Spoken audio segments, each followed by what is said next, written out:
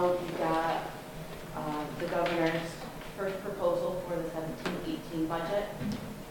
In this proposal, he issued a $25.6 billion state aid allocation to the schools in New York State. Of this amount, $16.9 billion is foundation aid. $8 billion of this is the formula-based aids, and about $600 million is other grant-related aids. $150 million of that is called fiscal stability money, which really isn't earmarked for anything at this time. So the foundation aid increase this year, based on this proposal, is $428 million. Different in his foundation aid proposal this year versus last year is how they handle the community school aids monies. The community school aid money is money that's allocated for districts with high needs.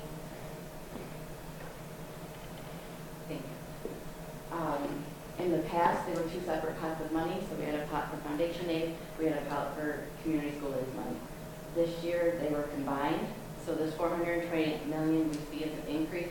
Right off the top, $50 million of that is carved out for the community school aid money, which actually leaves an increase in foundation aid for districts to use of $370 million.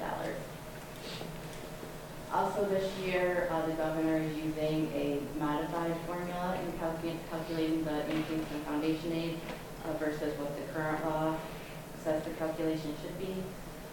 He's included a multiplier in his factor that significantly decreases the increase in foundation aid that's calculated.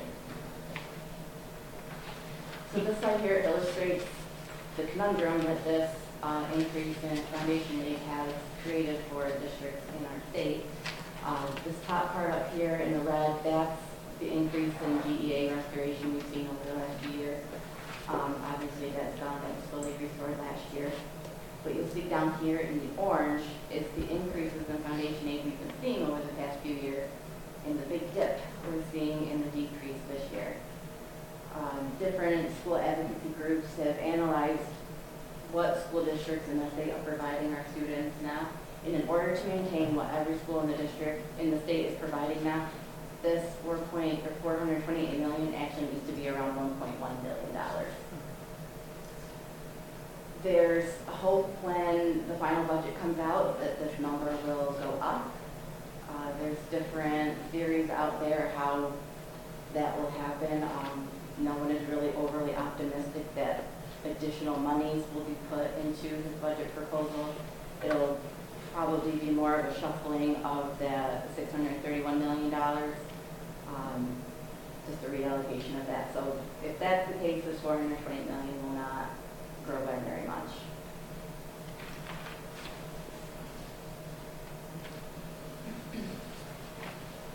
This is just a piece of information for you to show how the foundation aid is distributed in the state.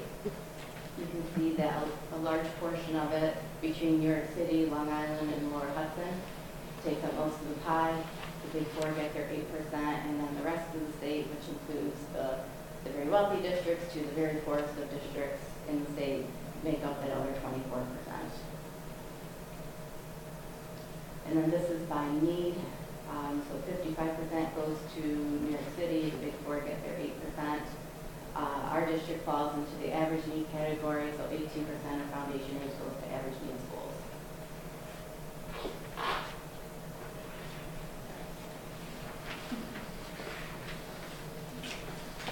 So here's a breakdown of our aid proposal based on this budget.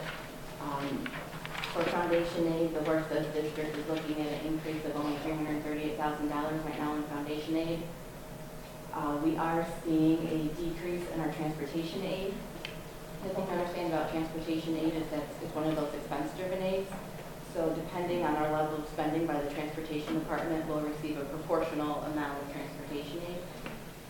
Since Pete has taken over in the transportation department, he's really taken his budget by the horns and dug into the numbers, reviewed his vendors, reviewed his purchase order, and really made his budget more efficient.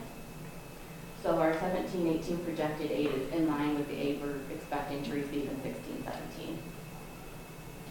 Building aid is down a little bit, primarily because when we sold the Broad Street building, we're no longer eligible for the aid we were getting on those BOCES aid, excess cost aid, and our instructional materials aid, small increase, of $75,000. So with all that put together, we're looking at a total state aid increase of $29,000 or 0.09%. Doesn't make you feel it's a good question. So as you know, the tax cap or tax levy limit calculation was implemented in 2011. It allows those that are required to use this to increase property taxes either by 2% or the rate of inflation, or just or less. You can challenge the tax cap if you want to levy more than that, but it requires a 50% plus one voter approval. This year we have an inflation rate of 1.26%, which is much better than what we saw last year. And we have seen some growth in our tax-based growth factor of 1.0118, where last year it was held at 1.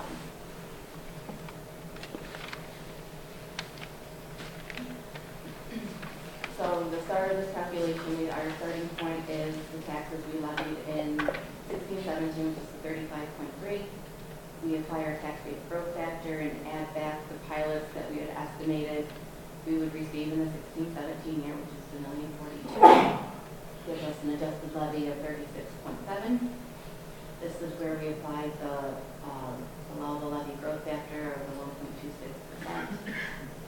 We subtract out the pilots we anticipate to receive in 17-18, which is seeing a small increase there. Our capital exclusions this year are negative again, so we have no capital exclusion, meaning our aid, our transportation aid, and building aid is right now exceeding the amount of that we have on our books. So the numbers that we know now, our tax levy for 17-18 is looking at around $36 million, which is an increase of $760,000 or 2.15%. Compared to last year where we had a negative $16,000 or a 0.05% increase. I've included this number here just as a point of reference. While the levy itself changed by a negative 0.05%, once the assessments were in for the year in the fall and we calculated our tax rates, our full value tax rate went down by 1.45%. And Katie, that over the past several years has trended to always bring down the levy once it's calculated out to the full value of the rate.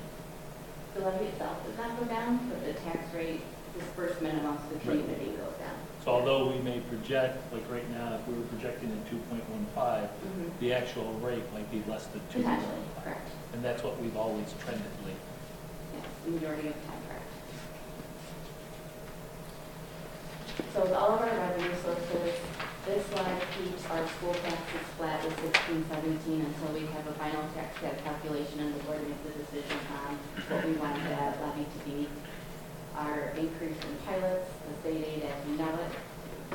Other revenue at this time is kept flat. That includes any interest income, rental income, tax penalties, we may collect donations, and as well as our stop loss insurance payments.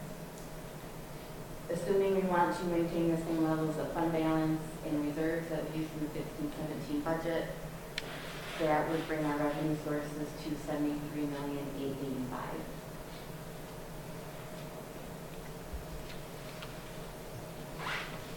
So on the expenditure side, we're seeing an increase on this side. As far as salaries go, that is based on our contractual obligations to our employees.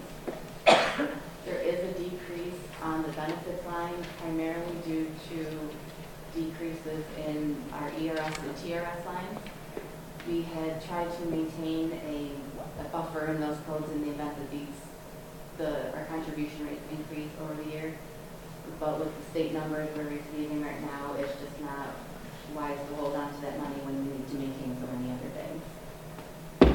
Our debt service line is up some due to the new bus that we'll have on the books starting in 17-18. BOCES services are up quite a bit between 16-17 and 17-18. This is largely in part to additional special ed services we need to provide, as well as increased costs in the CTE programs, the career and technical education programs, as well as the BOCES administrative services. actual supplies, the equipment is up some. We shared with the board that the exercise we gave the building principals when they built their budgets this year, like, you tell us what you need to maintain and run your budget, or your building the way you feel it needs to be run. As of right now, that line includes the items they feel their building needs to function. And transfers and capital outlay, that includes our $1 million transfer to the capital fund for the $1 million project each year, as well as a transfer to school lunch fund for their share of BOCES aid, and a transfer to our special aid fund. So their budget right now is $76,196,000, up from $73.7 million.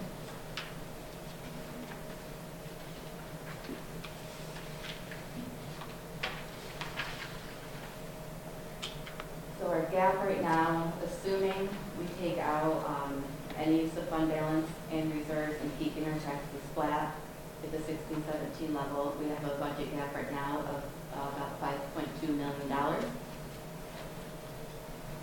Like last year, we'll go through these various tools we have to close this gap the best way we can, either through an increase in the tax levy, any state aid we may get at the final proposal.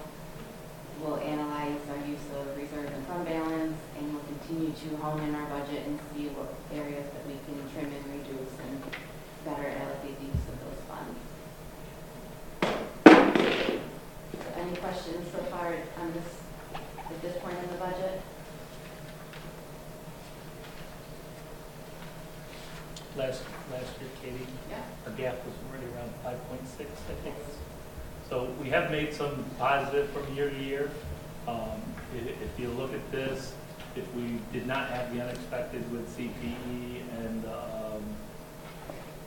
the special education adjustments, that would be about $1 million to $1.25 million lower, which would have truly showed all the work that you did last year as well. Unfortunately, we can't expect that. But we'll use all of these as we go through to tighten it up. And as we're trying to shift towards more of developing what we need, not just what we've always had. Is that fair enough to say? Just a question on the revenue there, the 71 million. If you go back a couple slides before, slide 47, it looked like the budgeted revenue was 73.8. Yeah. So the number what's the you're seeing on differential? the other side excludes this $2.5 million to $300,000 and the $85,249. So excluding the items that we needed in 16-17 to balance our budget, Thank you. starting from scratch, what's our gap?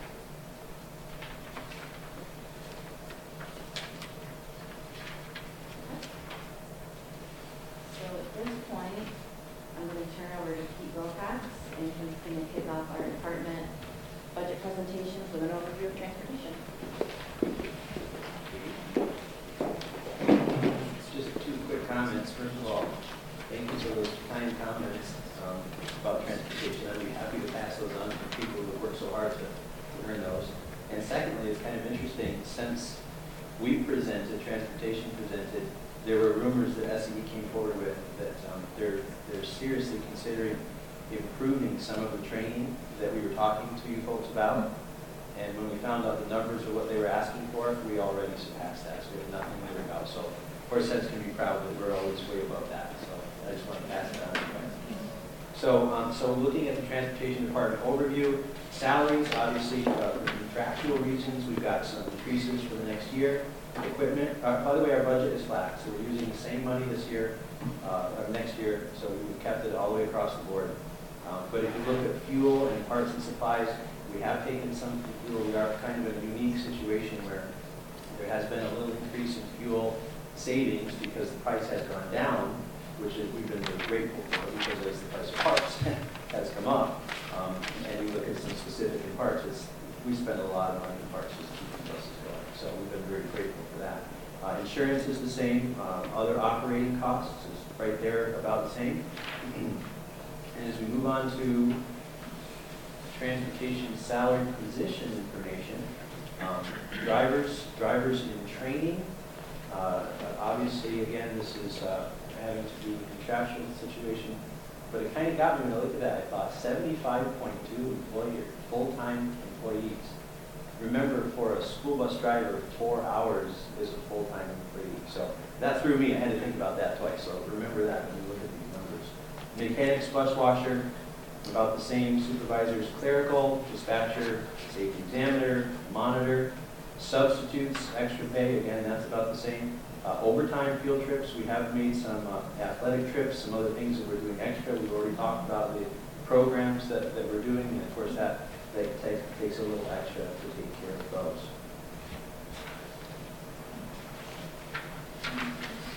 Transportation aid, this one is just a very simple one. 2016-17 was 2.66, and we already discussed a little bit of the change, so it's the aid ratio is 71%. And I think Katie, any questions on that one later would be best to answer her on that part of it. Bus purchase history. So here's my favorite part when we start talking about what we need. We have been, in the past, as you can see, we've done 8 for so many years because we have that rotation. We try to keep within a 10-year rotation. DOT gives us a very hard time if there's anything past 10 years. That rate that you looked at that we're so proud of plummets because they don't want us to have those buses past 10 years, and so they really start to nickel and dime us to death on those. And it's understandable because for us, when we keep them past 10 years, almost all the warranties are gone, so it costs us a lot to keep them. So it's smart to move them out anyways. So we did a couple of years when we had to of 7, 6, 6, 6, 7, and then of course we talked about it last year. This year we did 8, which we're very proud of. Beautiful machines. What we would like to do for next year, looking at this one, is going back to 7. We'll probably have to do 8 again next year to stay in that rotation, but if we do go back to 7, then as we try to replace the minivans that we try to keep using, and of course here's the process for the minivans, as we get past a certain amount of years for the minivans, we move them from transportation, which we use them for routes. To get the state aid, we have to show that we're using them for routes, and we do.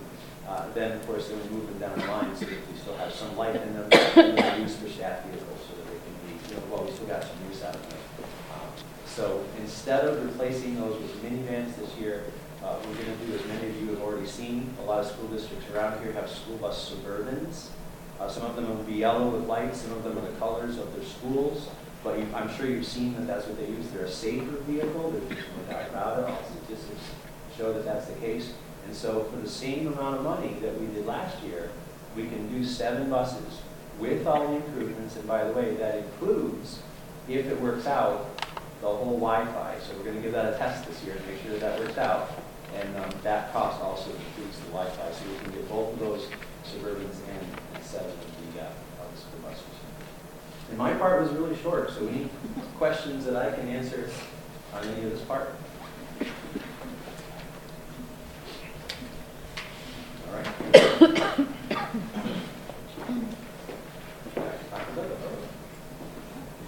I'm just here to lend support. I thank you. No one else has any questions? There's a list of our future meetings, but I'd be happy to take any additional questions pertaining to the budget if anyone has any.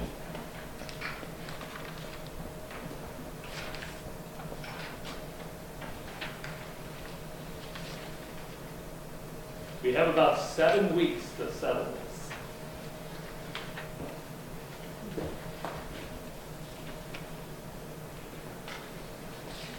Do you want to open it up to the floor as well as the board? Any additional questions or comments on what we heard tonight from board members? Katie, Mr. Johnson? could you just then summarize our state aid situation right now briefly? So you're showing that there's quite a decrease statewide. We're up a little bit over last year with the governor's proposal. Is that correct? But And then we're hopeful that there's additional state aid that comes in to help close this the was pipeline. an initial crack at the budget, and advocates are out there pushing for him to really think about what public schools need to function, because this just isn't enough for the state to run. I think the important part, Mr. Johnson, is the fact that he initiated his proposal, but he entirely took it upon himself to rewrite the foundation aid formula so that the governor has absolute control of spending in schools. And the court case from CFE would be nullified if this budget were approved as is, which means the $34.7 million that the district is owed in back foundation aid would be wiped off, and the district would never see the light of day. The political aspirations of this, I think Mr. Sadler is going up with me this weekend. We are going to have to communicate because on the street, the legislature and the Senate are not happy with this attempt to hijack. You know, in the national news, we've been worried about federal aid going away and the appointment of a new Department of Education secretary. Keep that out of it.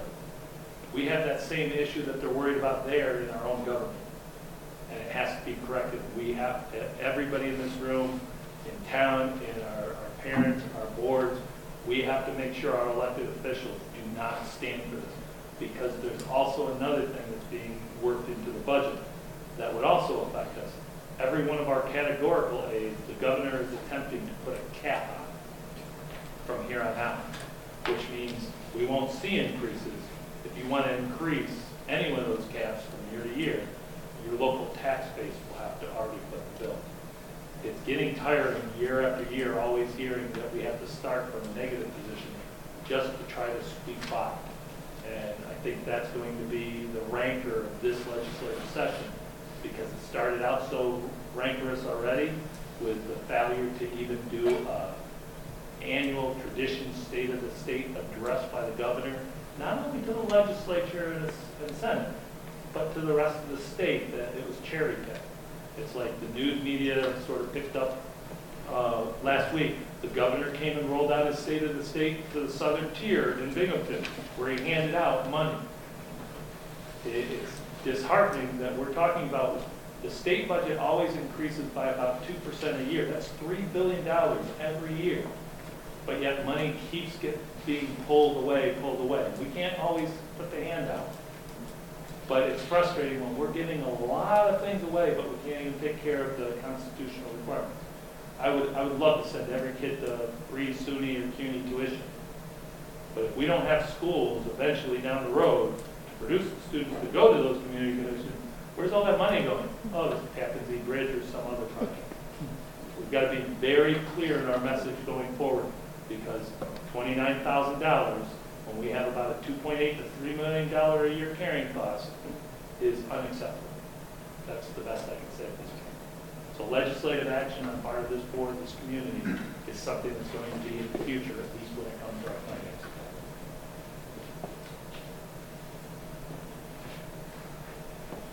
Any questions or comments from the staff members and committee members in the audience? I don't want to see frowns. We think we can at least get through this for right now. Okay? So I don't want anybody going out and saying, oh! It's not as bad as even last year. We were able to do a lot of things last year. We think we're in a position with some creativeness from us, the administrators and everybody else, that we can probably get this worked out. But we have to set ourselves up for the following year and really work this year to make sure the legislature does its duty, because next year is election year for that governor. And I will tell you, he's sitting on a boatload of cash. Nobody can find it. I'm hoping Preet Bharara can. But we know he is sitting on a boatload of cash. So doesn't our elected officials. And we need to start saying that it needs to go to the towns, the villages, and the school district. Because quit complaining about so many pieces of government. We are the most transparent form of government and operations in this state, and we're tired of 3 men in a room, 4 men in a room, at least include a lady every now and then, and then from there, bring the light of day on the state budget like we do here in our process. So. Mr. Johnson, go ahead. I'd like to comment. One thing that Dr. Douglas talked about was the I-86 corridor, which I happen to be the co-chairman of. And we started it here at Big Flats. And the I-86 corridor is combined with Steuben and Chemung County. It's the first time that governments have come together from two different counties, bringing in private industry, educational, health. There's 4 corridors that we work with. And by that, one of the things that Dr. Douglas is sitting on is the educational part of this that is so important. I talk to people from all over. I'm on STEG's executive committee, part of the IDA base, plus some of the other things. And so I'm involved with this. And Big Flats is the center of things coming. We've got some exciting things. But the I-86 corridor won $121 million in CFAs, grants. The airport would never have gotten the $40 million had it not been for the I-86 corridor. But every one of these corporations, whether it be Scott Beecher, who's going to be taking the Schweitzer plant and bringing his group in, adding John Olin over here on Daniel Zenker, Wayfair, you've heard all these. Okay, there's several more coming. The number one thing that they want to see is education. We're lacking. I graduated from Horseheads. I won't tell you the year. My mother taught in Horseheads. I'm very proud. My kids went to Horseheads. I have 2 grandkids in the Horseheads district. It's a great school district. But if you don't go for this 2030 program and keep it moving and everything we need in education, we're not going to get the people to move here. And I sit time and time again talking to people out here trying to recruit people in. If you work for Corning, go talk to your HR people. Go talk to the people out here. They want to come to this area? No, they read about Elmira. That's our first problem. But our second problem is we're not promoting ourselves correctly either and showing what we're doing and where we're going. I commend Dr. Douglas. He's done an excellent job in that on it. And please support him in the I-86. If we don't do this and we don't stay on the governor, and I will be in New York City on several committees here in another week, and that going after the URI money, that $500 million. Do you know what's been granted out of that? $25 million. Out of $500 million, $25 million has been allocated. We get more out of the CFAs, URIs, and some of these other grant bases than we are out of that. It's great to say all this money's out there, but as Dr. Douglas pointed out, go find it. If I can interject real quick, as you bring up an excellent point. $25 million has been spent out of that $500 million. That $500 million was in last year's budget. Yeah. It wasn't stripped out of this year's budget, so $500 million, if they spend it out of last year's budget, this year, it's not even accounted for. We've done that 4 years in a row now. Buffalo Billion, the 7 $500 million projects across the state. Do the accounting on it. And that money's in the budget, nothing's being paid out, and it's being carried each year and then being left empty. You just tipped that off, so I appreciate it. Forgot. It's a lot of money. Mr. Johnson? I had a question about the projected amounts of expenditures. Last year, we went through a series of considerations for the board. Are there considerations built into this already, or are there still considerations that we may be looking at later on top of these numbers? We actually went through an exercise today from the administration because we put in a process last year that we were working as a team to go through that. We heard from department chairs, we heard from principals, and in our first round of our budget development that is not in this, there were over 2 million items of considerations that were identified. They would certainly make a better education system. Today, we went through, and although we'd like to consider those, we're not talking about them yet, we reduced that down to about 600,000 right now that are considerations that we still need to talk about. Probably of that 600,000, there's about, I think it was 89 or 90, 89,000 that are probably necessities. because the educational program. So we've got about 500 that we're going to have to talk about, and it all depends on how the budget balances, whether or not we'll expose them at this point. We may end up exposing them through each of the presentations, but it will make the gap grow, understanding that we can take them out as well. And we are also looking, when we were looking at some of our options for reductions, looking at some of the items that we put that are potentially away from education, that we may have to say, we're just not going to do that at this point. We'll have to try to do that sometime in the future. So that's the process we went through for about 2 hours, I think it was today. We'll be gearing that up over the next 7 weeks. And let me add, and with that, what I said earlier, no gloom and doom, that was trying to make sure there wasn't much gloom and doom as well.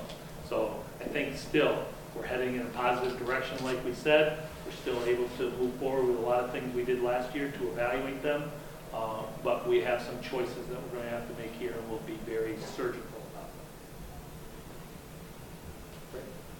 Other questions or comments from anyone?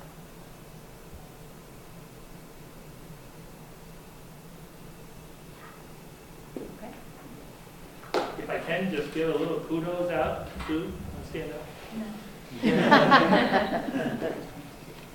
Talk about putting this together. I mean, we did this in an hour and a half, but Sue, I mean, I can't commend Sue enough, because everything we do with the board or anything we do out in the public, Sue has her hands on. And I want to thank you as we shift to this style of format, and I hope the board understands it.